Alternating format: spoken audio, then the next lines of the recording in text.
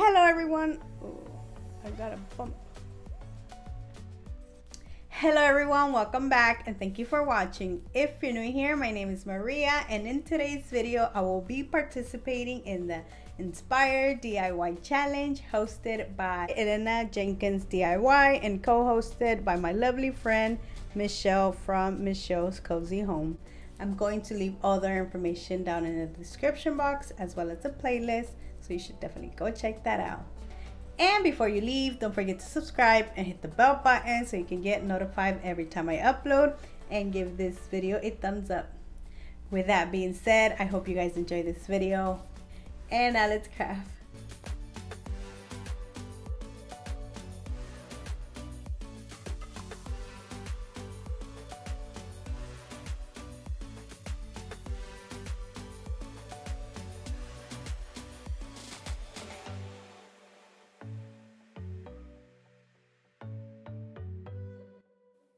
My first DIY is inspired by my friend Creations by Fabi, Fanny. She did this amazing and beautiful tray like a few months ago, and I just fell in love with it, so I am going to recreate it for this challenge. For this DIY, I will be using 2 of the Dollar Tree 8x10 canvas, and I'm using 9 paint stir sticks, 10 come in a pack, and I got these from Lowe's. Another thing I will be using are these beads. These are 20 cm, and I got these from my friend, actually gave me these. And the first thing I will be doing is just removing the plastic and the staples, and I'm using my knife to remove the staples. I realized I had an old canvas frame, so instead of using a new one, I am going to use this one. The next thing I will be doing is measuring the paint sticks to the size of the frame and then cut them using my handsaw.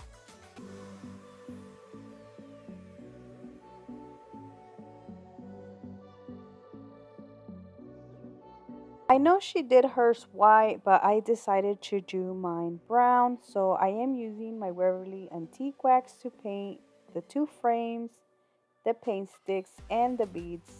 I will be using 30 beads in total, 26 for the tray and 4 for the stands, and I found it easier to put them on a score stick and then paint them like that.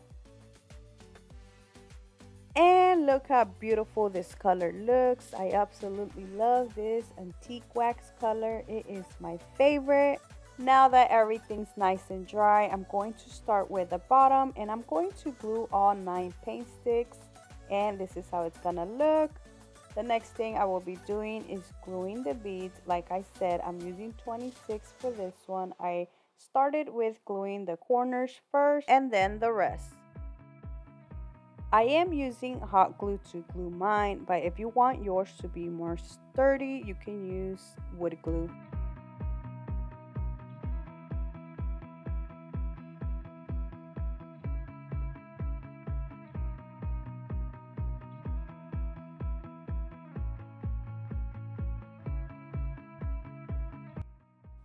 Once I was done gluing all the beads, I then glued the other frame right on top.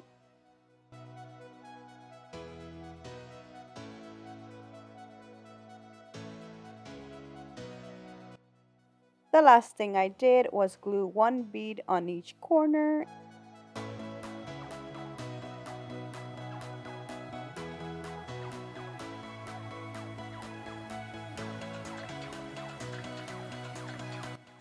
And that is it for this beautiful tray. I absolutely love how this turned out. And what I love about this is that you can decorate this all year round. My second DIY was inspired by the Weaksness and Crafts by Caitlin. I fell in love with both of these signs, so I decided to make them into one.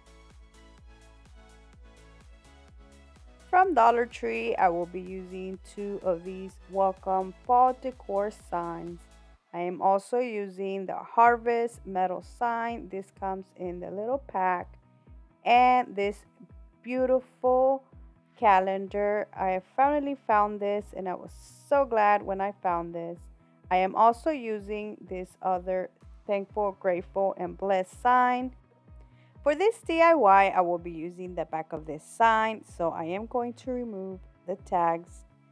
And for the calendar, oh my gosh, look how cute this calendar is. I am going to use the month of November. It has this beautiful pumpkin.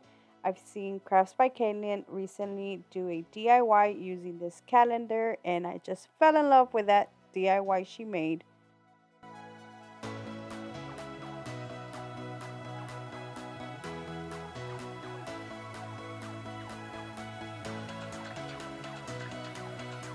Using my Elmer's glue stick, I will be gluing this paper to the back of this sign.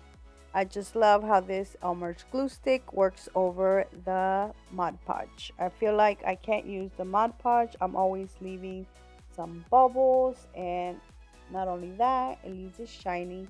So I just like using my Elmer's glue stick.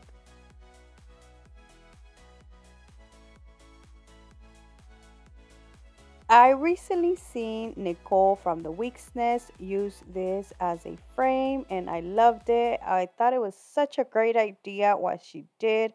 So I decided to use this idea. I know Crafts by Kaylin used some paint sticks, but I love how this buffalo check little decor signs look. So I will be using these instead. It was so easy to take these apart, and I am using my box cutter just to make sure it is a nice straight line, and I'm going to do that to both of the signs. When I try to remove it, as you can see, the paper kind of wanted to fall off, but I did glue it back, and this is how they look. The next thing I will be doing is gluing them to my sign. I started by gluing one at the top and one at the bottom using hot glue.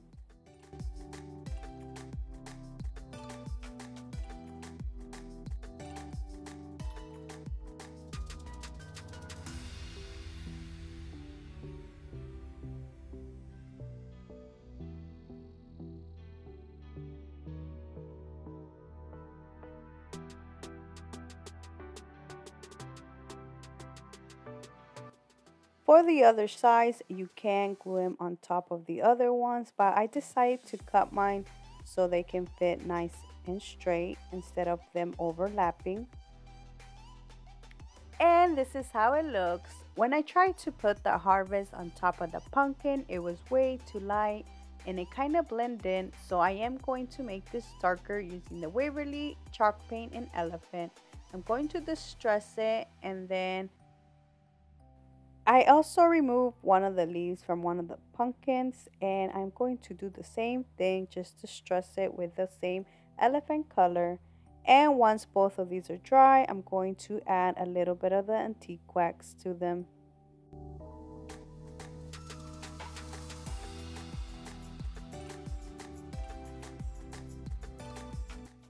I tried to sand the edges off because it did have a little bit of the green, and there were some parts I couldn't really take off, so I am going to distress this using the Waverly chalk paint and elephant.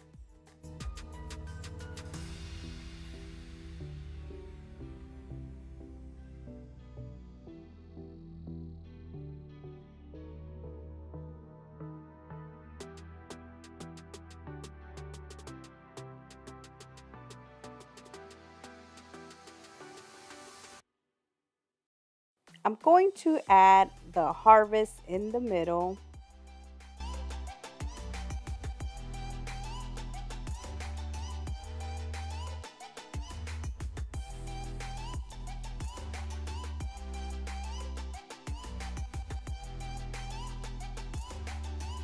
And the leaf to the stem.